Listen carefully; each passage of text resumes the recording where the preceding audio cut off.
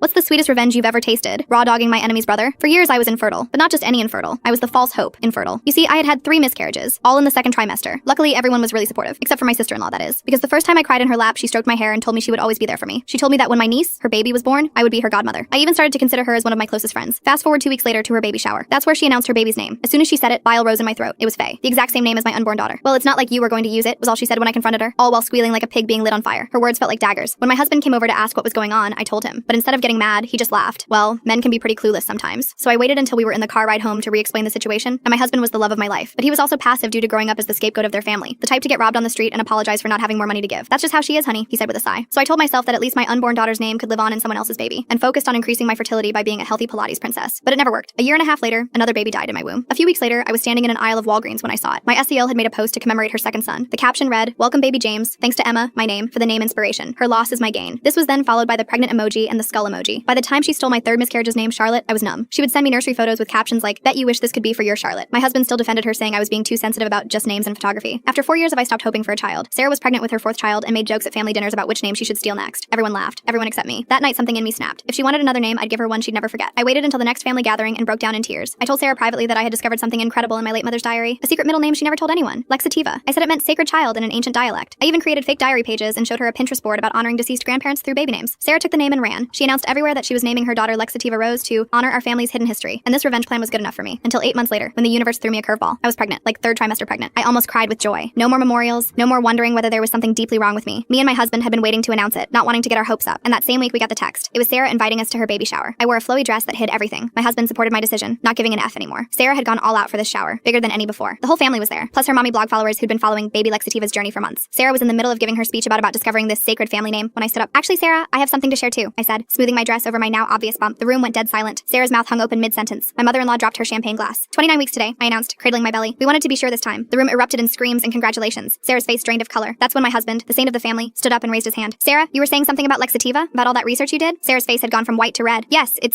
means sacred child in ancient—" "That's so weird," he interrupted, pulling out his phone. "Because when I Google Lexativa, all I get are medical websites about constipation relief." I had to hold my nose just to stop myself from laughing. The rest of the room was silent. I grabbed my husband's hand and walked out. It was a proud moment for all 3 of us, but I was fast asleep at 4 a.m. when I felt a sharp pain in my stomach, one I had felt 3 times before. Me and my husband rushed to the hospital, but I already knew the truth. It was a miscarriage. Turns out one of my nighttime prenatal gummies had been swapped for something that was fatal to my baby. I instantly knew Sarah was behind it. Full story on channel, link below.